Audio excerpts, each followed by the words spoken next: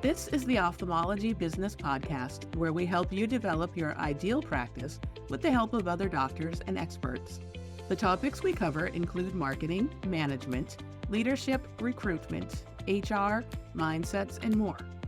I'm Sarah Duval, one of the co-hosts of the podcast. Every listener of this podcast is welcome to join the Ophthalmology Business Academy at www.obacademy.org. The membership is on us, and that's our gift to you.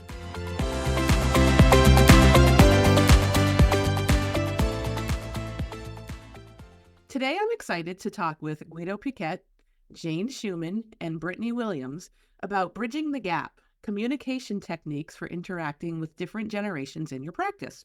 So let's jump in. Thank you all for joining us today.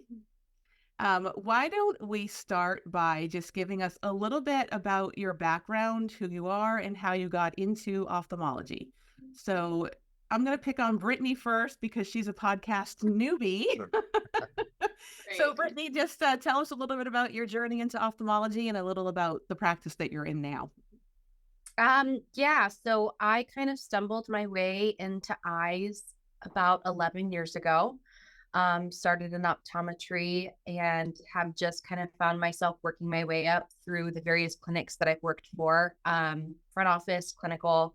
I've started at my current practice, Vision Institute in Colorado Springs, in 2016.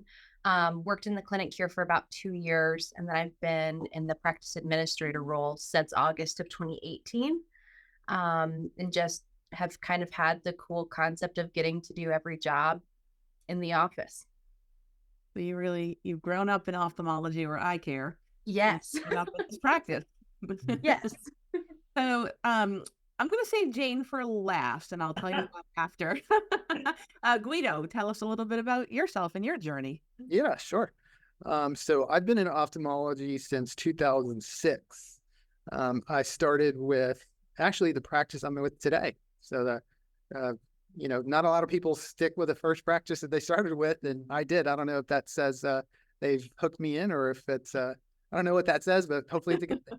That was me too. So I don't know if whatever it says about you, it said it about me. So I've done a lot of different roles in ophthalmology. I actually came in as the IT director, so my background is more in technology. And then I came into to the practice side of things, and they noticed that I had a knack for leading people and helping the business operate a little more efficiently. So then I jumped over to the operations side finally in 2011. And ever since then, I've been learning tons of things, connecting with great people like yourselves and in the industry, and then took over as COO in 2016, and then started to do the podcast co-hosting in 2022. So this particular podcast. So it's been a lot of fun, and I've learned a lot, and I love talking with different people because I always learn a lot from the guests and other people that we talk to through this format. So it's been fun. I agree. And I always find that I learn things when we're doing the podcast, but then when I go back and listen to the actual episode once it airs, there's so many things that I think I forgot during the recording. And I'm like, oh my God. And you learn even more. And do you find that to be the case too? Absolutely. Yeah. It's just, there've been so many great guests with the wealth of knowledge that we're really starting to build up just a treasure of knowledge in ophthalmology. If maybe new administrators should come in and just listen from episode 1 and go all the way through, they would learn a lot. Well, speaking of a wealth of knowledge, that was an incredible segue. I think our last guest really needs no introduction, but I will introduce her anyway.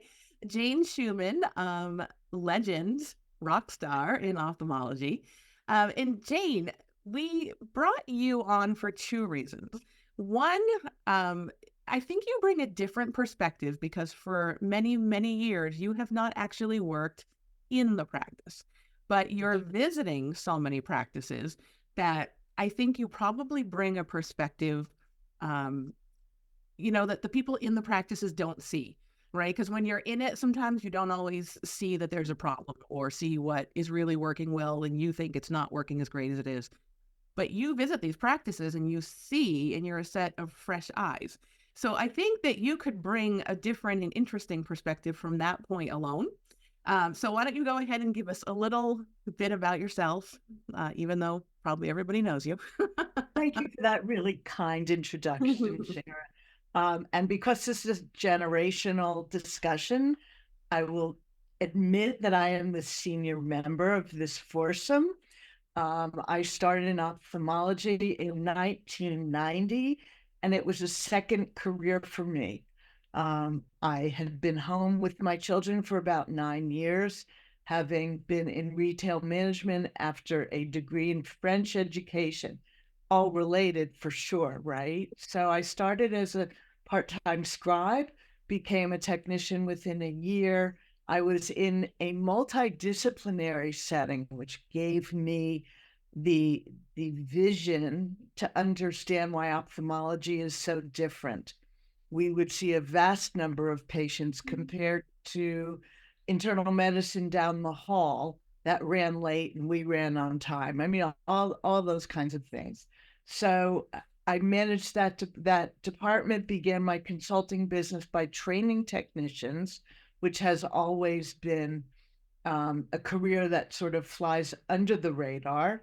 And from there, I started looking at clinical flow and efficiencies, but not being a risk taker. I did both things for about 6 years, part-time on the consulting, full-time on the management. And when I wasn't any longer doing it in either job to my satisfaction, I left to go out into consulting. I came back into a practice a year and a half later when my doctors announced that they too were leaving the organization. And I opened them up a couple of exits down the highway and stayed again part-time for 2.5 years. So when we went from infancy to toddlerdom, I was done. My passion is anything in the clinic, so that although I can read the spreadsheets and understand them and know what is lacking, basically I know that if I can make a positive impact in the clinic, then we're positively impacting the bottom line. Awesome. I love your story. I think it's really neat. Thanks. So this particular episode was born from Guido and I took part in an anniversary episode, I guess we'll call it, of this podcast. And I think, Guido, we were talking about, we kind of hit on something about the generational differences. And I think one of us may have said, oh, this could be a whole podcast on its own. And so the management kind of hit us up and we're like, why don't you do an episode about that? So we thought, okay, that's great. But Guido and I are about the same age. So we kind of thought we should probably bring in some other ages. And Brittany, I'm not going to say your age, but Brittany is quite a bit younger than us. So she's right, Brittany. I see you wincing. You can say my age. It's fine. I'm 32. She's 32. She's had quite a great career already at such a young age. But being so young, she's definitely managing people who are quite a bit older than her. And then I noticed on the preview program for the upcoming Askers annual meeting that Jane is presenting with Myra, right, about generational differences. And so then I thought, well, let's ask Jane to be on the podcast, and she's going to be doing a talk about it anyway. So that's what brought us all together. We do have some questions, but I think that this episode's probably going to flow pretty organically, conversationally. But let's just kind of jump off here with a question and then see how it goes, if that sounds okay to you guys. So what are some of the challenges that you've noted while working with all these different age groups? Can I ask the question a little differently? Absolutely. Brittany, how is Yes. it? So I am a boomer. How is it for you to manage people of my generation? Because from my generation, looking younger, I see a lot of differences, and the values that we held dear are no longer the status quo. Sure. So to be perfectly honest, I do feel like I work in a bit of a younger practice. Now, I do have a few employees who have been here about as long as I have, if not a little bit longer, who are of the older generation. And, originally, being in this role for 5 years, I was in, my mid to late 20s. Honestly, I was intimidated, even though Mhm. I was the one promoted into this role, because I've always been large on communication. My background kind of before this was getting a degree in communications and kind of going that realm. Um, and so I feel like I personally don't really set an age on people. I more so just try to sit down with them. And maybe this is, the benefit of being in a smaller practice. And I try to just learn their communication style. And as we were preparing for this podcast, I was kind of like putting my staff into groups and um, figuring out how I communicate, with everyone. And I will say, like my younger staff, who, we bring on with little to no experience, we generally are, connecting via, Teams Messenger, and things like that. But my elder staff, that I work with, I'm doing more face to face and going up and checking in, because that kind of just seems to be their preference. That makes sense. So I know that there are different communication styles, right? There's written, there's oral, and now there's all this texting and short text language Yep. as opposed to, I mean, I've seen cover letters with you are receiving the, I mean, it's so there's a big difference there. Um, so it gets tiresome. I would think it gets tiresome to have to say the same thing in different ways to meet the different generations. So I know from my research, there are currently 5 generations in the workplace. There are still some of the silent generation, those that have fought in World War One.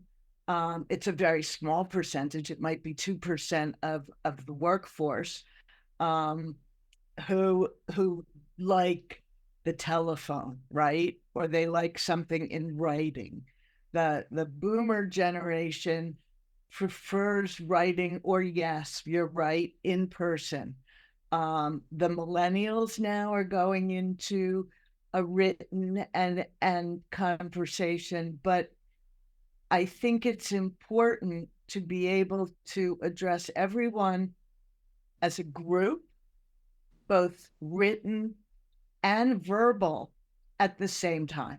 So, what I mean by that is that either before the meeting or after the meeting, you give them a synopsis of what was going to be said, and you have anyone teach it back to you to make sure that everyone received the same message. Because communication, the words, are only 7% of what is actually communicated. And the inflection and body language make up 93% of it.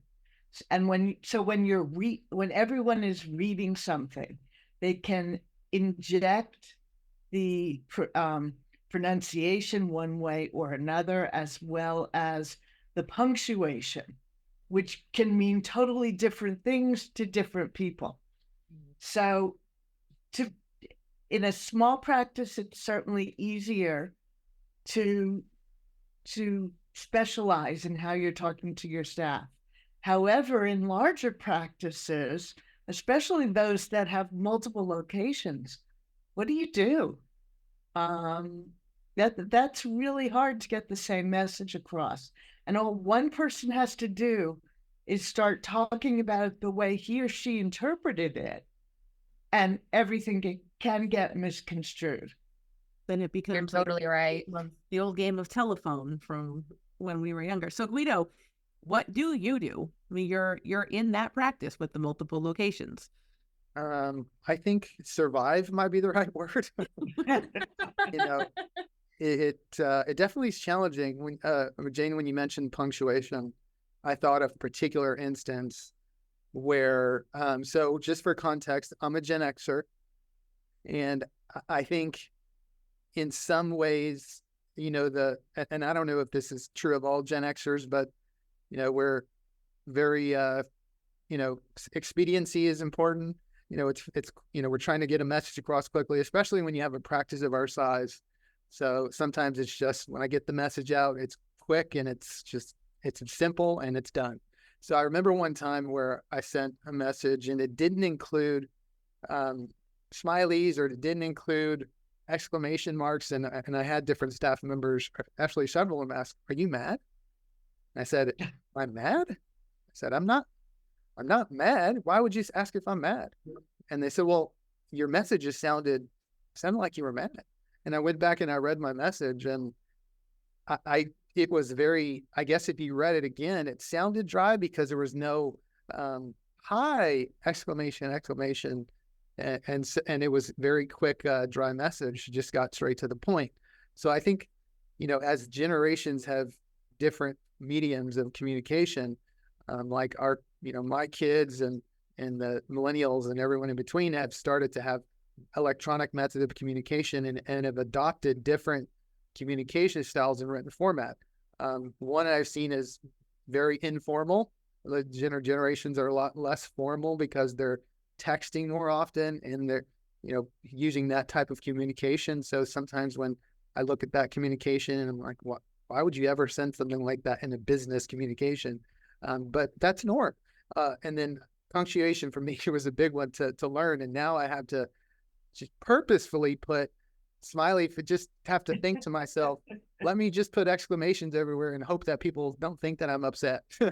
I think that was a good anecdote to share. Just don't put your message in all caps. Oh, absolutely not. You're yelling at me. So that actually brings up something that I wanted to ask. Do you guys feel like we should be bending, if you will, or adapting to this in business? I mean, these kids, I'm going to call them kids, with all the texting and the shorthand and the texting and all the slang and all that, and it's starting, they're using it, you said, in a cover letter, right? You said that they put you with the letter U instead of writing YOU. Right. I do not think that we should be cutting this any slack in the business world and allowing this to infiltrate the business world. But do you think that we're going to have to? Do you think it's a good practice to do that? Or do you think that we need to? There's some boomer in you, Sarah. There is. Oh, I mean, I'm Gen X, but I'm 45 years old, but I am a boomer. That's in my soul. Probably in some ways, yes. And in some ways, no. Right. I think your point of professional communication, we should still hold certain standards for having, just a professional, especially like in a chief complaint. That's some of the complaints that I get from our physicians, that they'll have a very informal chief complaint, and that's going in their medical records. So there needs to be some level of professionalism in that chief complaint, and another professional communication. But I think giving them some slack on maybe person to person or person to supervise, employee to supervisor communication, just having a little bit of slack, trying to meet people where they are in their communication styles. One thing that I've noticed that's changed tremendously is that when I first started, when people would either call in sick or late or whatever, the norm was you pick up the phone and you call. You can't get anyone on the phone anymore. So the acceptability, and I had a hard time accepting that in the beginning. I felt like it was not professional to send a text message, "Hey, by the way, I'm not coming in today." I thought, but, and I understand there is a level of courtesy that we ask for in a text message. Like, you're not telling me that you're not coming in, like, let me know what's going on and have a, let's have a good conversation with it. But it seems to be less informal, or because I can get away with, I don't have to face you face to face and tell you, I may not be sick, but I don't feel like coming in today. And that's more of the norm that you have to kind of work with it, because that's just the new norm. And I try to keep people accountable, but at the same time, meet them where they are. in the way that they communicate face to face with us. Yeah, I guess my question is, and maybe this is a spinoff for another whole podcast, but my question is, do you think, I almost think it's dangerous to be meeting people where they are with this. I almost feel like it's really losing class and losing professionalism by doing that, instead of like sticking to our guns, so to say, that this is what is professional and this is not, and you need to start learning to be more like this. What are your, do you So understand what I'm saying? What are your thoughts? I was listening to Simon Sinek earlier, and he said if you set the expectations at the beginning, even prior to hire, and you stick with them, either they meet the expectations, they can't say they didn't know because you tell everyone, right? And hopefully you have them sign it. And if your idea of professionalism is complete sentences and a decent, legible chief complaint, and treating everyone with respect, yeah, then I think you can text a coworker, you can text a supervisor, but when it gets to the point that you're talking about the a patient, that's no longer acceptable. When you find a group chat where someone is stirring the pot about the culture of the practice, that needs to be addressed. So I think, yeah, you can meet them part way, not necessarily halfway, but they have to recognize that the practice is paying the bill, signing their paycheck, as it were. And therefore, they need to come to terms with what goes and what doesn't go. One of the things I've also learned is that the generation coming into the workforce now very often didn't have strict parameters, either at school or growing up. And once they understand that that is the status quo in the practice, they come to respect it because they've never had it and they know what box they're fitting in. Okay, you're not putting a circle into a square peg or vice versa, but rather, okay, I like this job. They've given me an opportunity. And okay, if they tell me what it is I can and cannot do, then I should abide by it. But on the other hand, they also want to know that you, the practice, mesh with their beliefs and what's important to them.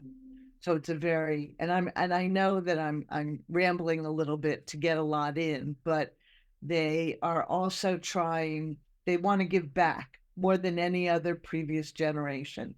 So that's important to them, and it should be important to the practice as well. Yeah, absolutely. Brittany, you looked like you had wanted to weigh in on that.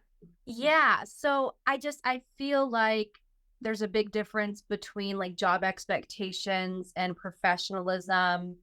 And, this is the job requirements. This is the professionalism that we require, when it comes to what's going into the electronic medical record, when it goes into, maybe staff meetings, where you've got everyone from that front desk to the doctor in the room. But I think when it comes to like day-to-day communication between, supervisor versus employee, or even, me being in a smaller practice, administrator to employee sometimes, just because I have a lot of direct, interaction with them.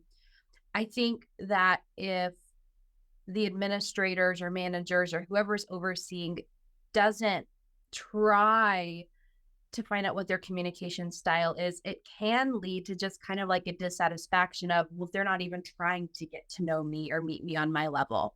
And I feel like there has to be a okay, this is this person's communication style, this is that person's, and where's that middle ground without blurring those lines of, again, expectations and just overall professionalism. I like That's it. fair. I like it. I was kind of playing Mhm. devil's advocate, and I like what all of you had to say. So that's great. Um, so what are some of the things? Let's start with Brittany and Guido first, because you work in the practice. What are some of the things that your practice does to better communicate with and motivate your staff from different generations? I can start. Yeah. I think it's so communication is mentioned a lot. I think that's key.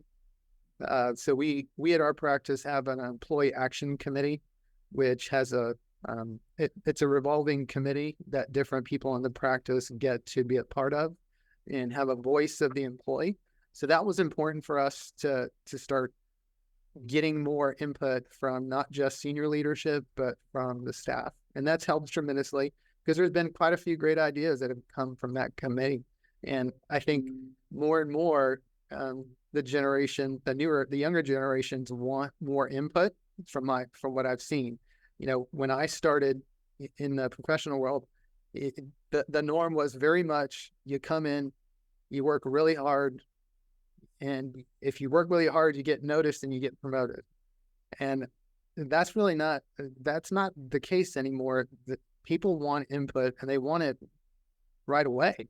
Um, and so I think being able to understand the channels that your employees have to provide input, and also giving them, the ability to actually make some decisions, the decisions that are appropriate for them to have, has been very important for us, and it's helped us get more buy-in, even if we knew we were going to take a certain direction in something anyway. Usually, opening up the communication helps get better buy-in, because then people start talking through those ideas, and then we end up getting to close to the same end result anyway that we would have gotten to, and now we have more buy-in. So I think that for us has been key. And for me personally, what has been key is trying to let go of my own stereotypes. I think that, as I mentioned when I started, my mentality has always been put your nose to the grind, work really, really hard, you'll get noticed. But then when we had, millennials coming in that would say to me, okay, I'm here at my 90-day review. I want to know where I'm going to be in 6 months because I'm really expecting to be promoted. It really frustrated me, thinking, you know what, why are you asking so early on in the process? But I failed to realize my own stereotype that, all of the workers are thinking that they're the greatest thing since sliced bread, that, all the different stereotypes that you'll put on the generations younger than mine. And I think I, in error, got frustrated from that early on, where I think when I understood, you know what, I think this is just this is just where they think and where they are. So let me figure out how to motivate their desire for growth. And so then we come up with a like a communication plan. And like Jane said, as far as expectations, setting that up front. So when an employee starts, you let them know, okay, per our handbook, and they also like to see a lot of it in writing. There's a lot of people who will reference our handbook and say, well, it says in the handbook, and I hadn't seen that before. So this, in our handbook, we're going to ask you to be in your current role for at least 12 months. And does that work for you? So we set that expectation up front, so they're not trying to hop roles right away when they come in. So setting expectation and communication channels for us has been key. And for me personally, to let go of my own personal stereotypes and not to get frustrated, and just understand that everyone thinks and speaks and how they think from their own perception and how they approach the world. So trying to really understand that has helped me personally. I like a lot of that. I might steal some of that. um, just of what you've done in your practice. But with us, I would say we're just really big on collaboration. sometimes I feel like too much, but we do a lot of meetings. And so, once a month, we actually block our clinic schedules for 2 hours, and each, either manager or leader of that department does some sort of training, feedback for the team. But then that's also a time for their teams to kind of report their ideas and feedback and things that, they see that either went right or went wrong. And then usually within a few days of that meeting, then we'll have a big manager or lead meeting where we kind of bring those things up. So that way everyone, again, as Guido was saying, it kind of contributes to buy-in. Like everyone feels like they have a voice within the practice by doing that, at least in our experience. And I will say that we used to do bigger staff meetings and we do those less frequently.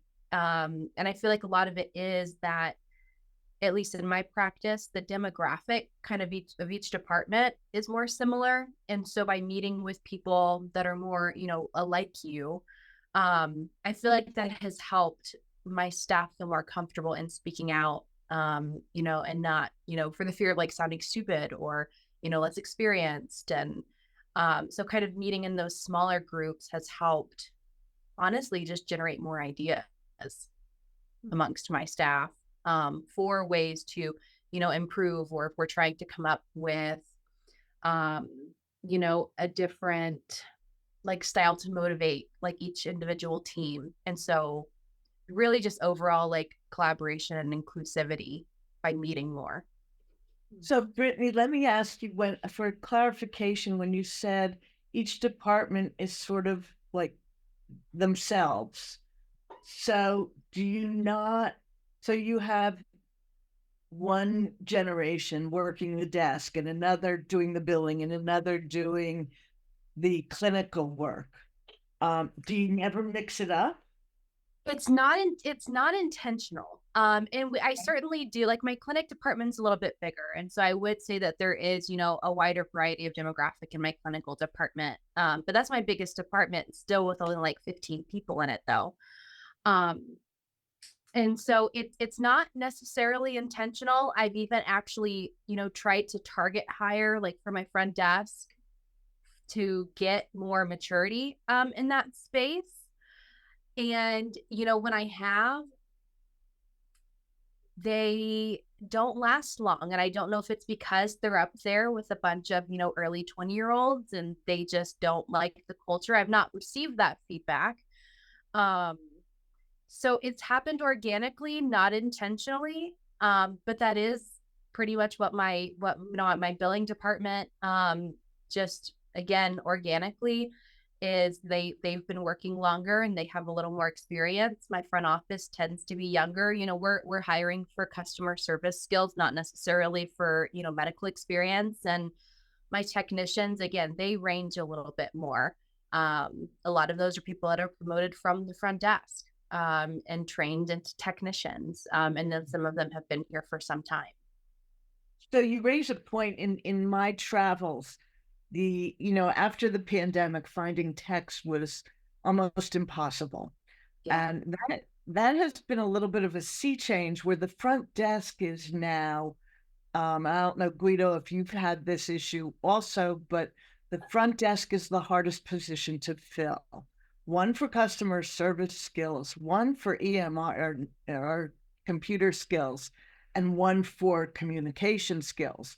And it's probably the most thankless job in the office. However,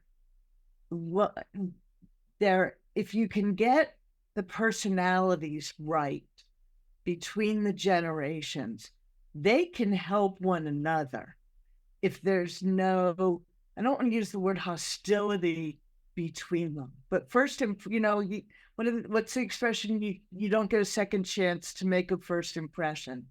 So if the new hires coming on as old and confused because they're slower to learn, the younger generation is now saying, this person's never going to make it. Instead of saying, let me help you. And the younger person may be able to learn how to communicate with your patient base from that older person. So it's more a matching of blending of skill sets than anything else. We I can follow it up and say that our challenge for hiring front desk staff, it hasn't been necessarily managing multi-generational employees. It's been the expectation I brought up earlier about job growth. So every time we hire a new front desk staff person, they're ready to jump into the next role pretty quickly. And we do have technician roles that open up quite frequently, and they tend to be the ones that we steal from. And the poor front desk staff is now left with a revolving door of new staff. Mm-hmm. And that job, you're right, it's thankless. It's one of the hardest jobs in the practice because you've got to know everything about eligibility and insurance and understand, how to talk to patients, and then be able to multitask and have doctors yelling their orders at you and staff yelling their orders at you and patients yelling at you from the front. So it is a very hard job that takes time to master. So that's been our challenge. So in order to combat that, we've tried to come up with a job progression role within that role to say, you're going to come in at this skill level and pay grade. And then when you learn these skills, you're going to jump to this pay grade and this level, to kind of give them some future inside the department, not necessarily jumping to a different department. Because that, I think out of all the roles that we have, I think front desk has been the toughest to staff with the right people and to keep longer than 3 to 6 months. It's been very, very hard to do that.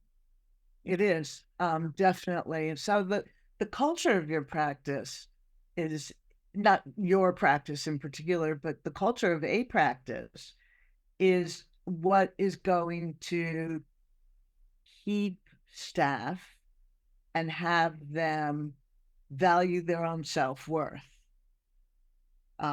If you, the practice, the doctors, the supervisors, recognize that everyone is working hardest to their capability, and they're given feedback regularly, positive and negative, or constructive, let's say, then they start to work together a little bit more.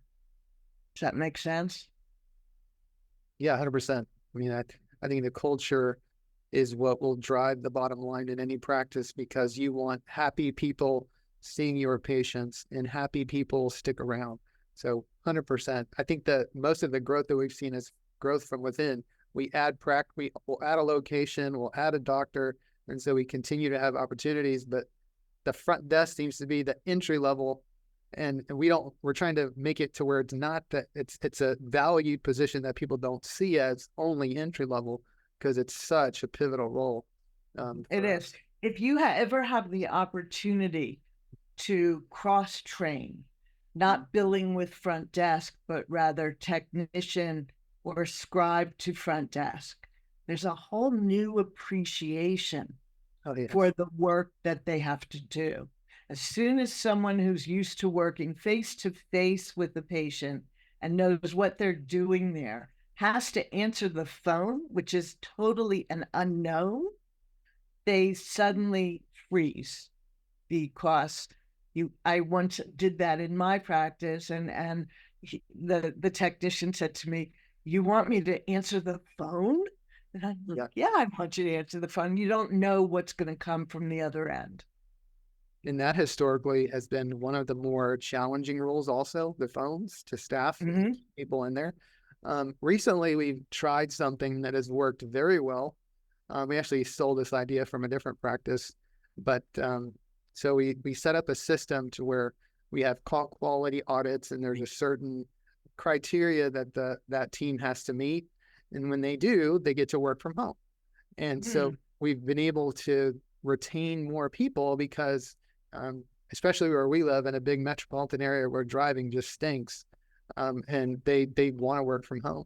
And so we've been doing it almost 9 months now, and have had hardly any turnover. So it's worked out really well. And they continue to have call quality audits. And if there's some issue or training issue, they do have to come back into the office. And so it keeps them motivated to continue giving quality calls, because the benefit of working remotely is very important to these workers. And so it's definitely helped for us. That's great. I think that could be a whole other podcast too about Right. remote. Well, I'm curious. I'm curious if these individuals who like working remote, are they from a specific generation, or is that pretty widespread? They're mainly millennials and a few Gen Zers in there, but it's definitely the younger worker who would prefer to kind of work on their terms. Um, and we've also seen younger parents that mainly younger mothers that want that flexibility to be able to work and then be home right away to take care of the family. We've seen that as well. And so I think it's a huge benefit. And if there's certain roles that it makes sense for, and especially a role that you're just call after call, or in our case, we just rolled out texting with Clara patient engagement. So not to plug them, but it's been a great experience so far, but it's meeting patients now in another medium of communication. So now we have those users who can, from their computer, text back and forth with patients over a secure channel and then handle those messages. And that's a role you can do from home. And because it's something that you can measure and something you can look for quality. And so that's why kind of back to my initial point of meeting expectations where you can, and meeting people where they are, where you can. And this is an example of it, because previously, prior to the pandemic, work from home, no way. Like there's no way. But I think you have to be open to the new world and the new way of doing things. Because if you don't, then you're going to be left out in the cold without enough staff to run your practice effectively. 100%. Well said. So Jane, being that you are all over the country, in and out of all different practices all the time, are there certain things that you're seeing in some practices that are just working really, really well in bridging the gap? Or are there some things that you're seeing that really are not working well, and it would be a cautionary tale for people to not do it that way? Yes, I've seen an improvement in practices as we've gotten accustomed to the newest generation coming in. So, when it was the boomers and Generation X and the millennials, okay, there was a real, not a rift, but definitely value differences. The thing about Generation Z that's now coming in, these are the high school to college grad area. They actually have a work ethic. They believe in saving, they believe in giving back. And a lot of that is because they watched their parents and friends' parents struggle during the crash of 2008, cobble together a few different part-time jobs in order to make ends meet. So they don't want to be put in that situation, and their parents, who are probably now the millennials, maybe upper end of the millennials, or the lower end of Generation X, have probably indoctrinated them into the value of work. That being said, they no longer believe, as my generation did, that you work hard and you go up the ladder, because it's really about that work-life balance that they're looking to seek. And if the practice cannot meet their own emotional needs, then they'll find another practice, if indeed they like what they're doing with you. I think that's interesting. What you just said made me think about, this goes even beyond the staff. This is the doctors themselves too, who are coming in. The doctors, the younger doctors who are coming into these practices, are very different than your senior partners. And I think when I think about, this topic, I tend to forget that the doctors themselves are part of this. I always think it's the staff that we're talking about, but it's when I was working in the practice, I saw some frustrations, I think, from senior partners, those who are starting to slow down a little bit toward retirement, and the way that these younger doctors are coming in and wanting to join the practice, the things that they want versus what the older guys had to do to build the practice, right? You're So, absolutely right.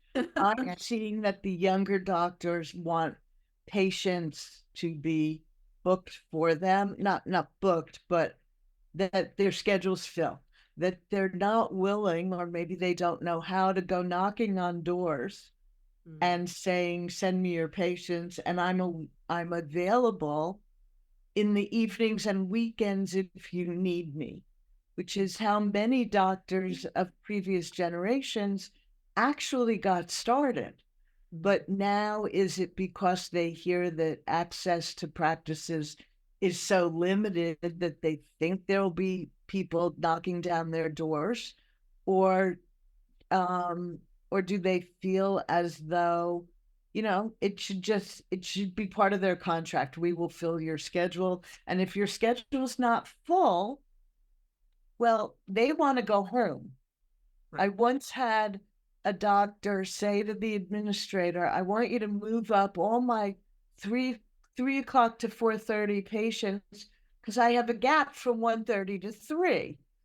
But what that doctor didn't understand is that the patients took the late hours so that they too could put in a full day work without having to miss out on pay. So the listeners cannot see the little smirks that are coming across Brittany when I brought that up. So, guys, I think you are wanting to jump in here. Go for it. Well, I just I say that I tend to, I feel like, have a little bit of younger staff, and my doctors aren't outside of that. My doctors range in age. My youngest doctor is my age. And I think my oldest doctor's in their early 40s. And so we're just a younger group in general. And I was smirking a lot at that gap in the schedule.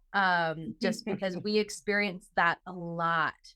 And I've really had to down to providing scripting to my front desk because these doctors are on them. And sometimes, I'm back here and I'm working on things and I don't know this is being ordered. And I'm like, no, guys, here's the script. You offer it.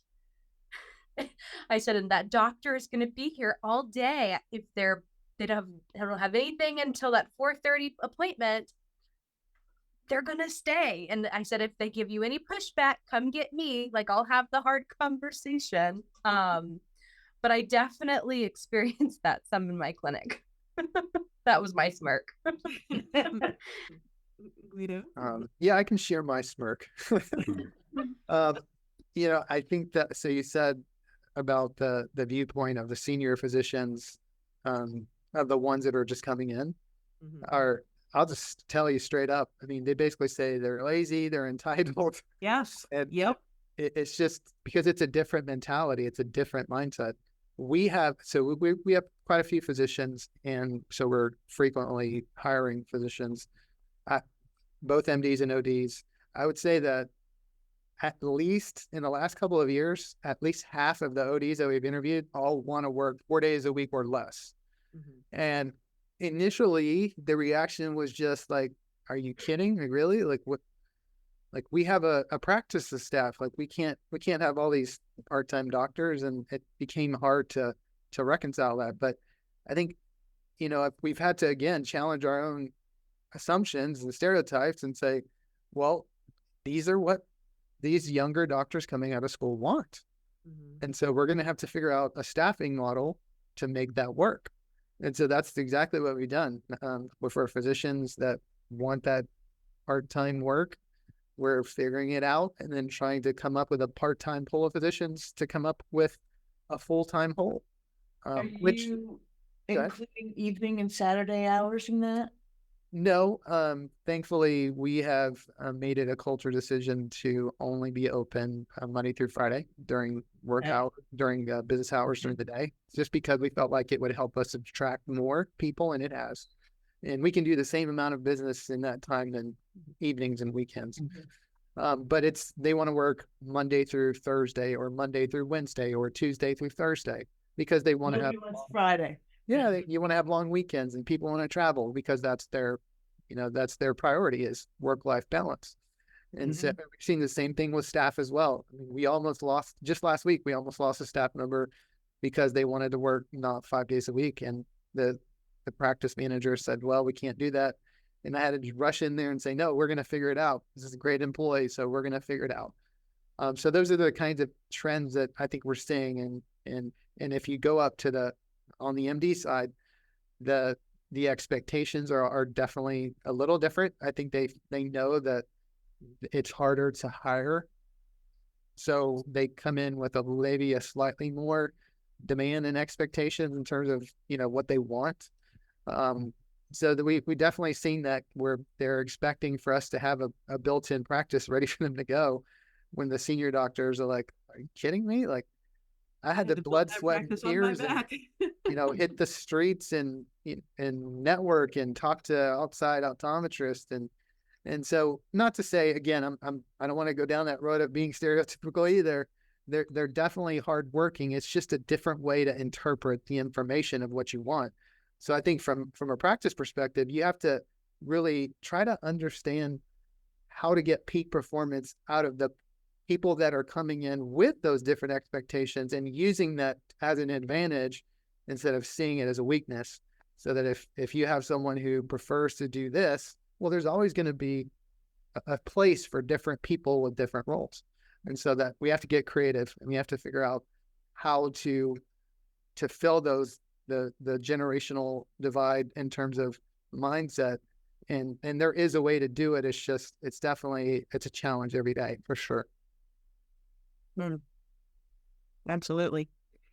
Well, I think this might be a good a time or good a place as any to wrap this up. Does anyone have any final thoughts that you want to share that maybe we didn't touch on? I can just say that if there's any staff, doctors, ODs, MDs in the Houston-Austin area, we love every generation. So come work for us. That can be your new slogan. We love every generation. Ditto, but in Colorado Springs, so we're not competing. Oh, that reminds me, Brittany, when we were out to dinner at the Askers meeting last San Diego, we were trying to recruit that waitress at that restaurant. It was me and Brittany and our friend Shane, who works in Montana, and she was great at customer service. And we were like, well, you want to come work in New Hampshire because we have blah, blah, blah. No, you want to come to Montana?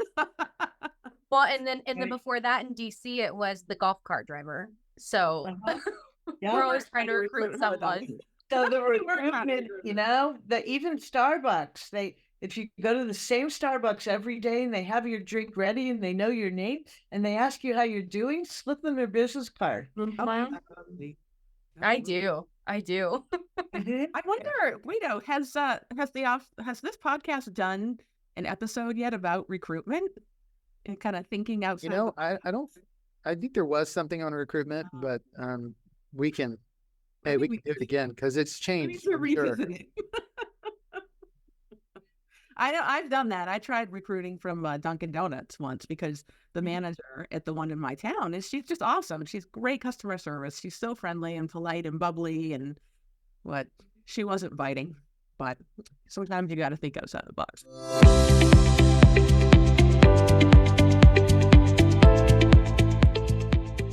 Equimarketing, your key to a stellar online reputation. Book your free marketing strategy meeting with Ryan today. Visit www.obacademy.org/MSM/Ryan and take charge of your online presence.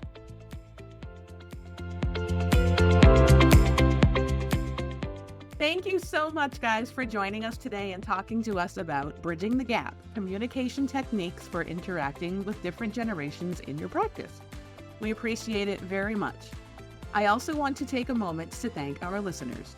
We appreciate each and every one of you. We cannot do what we do without you. If you like our podcast, kindly share it with your friends and on social media. Also, please don't forget to write a review on iTunes or Google Play. Your reviews will help other doctors and practice owners to find us. Till we meet again, wishing all of you an amazing week ahead.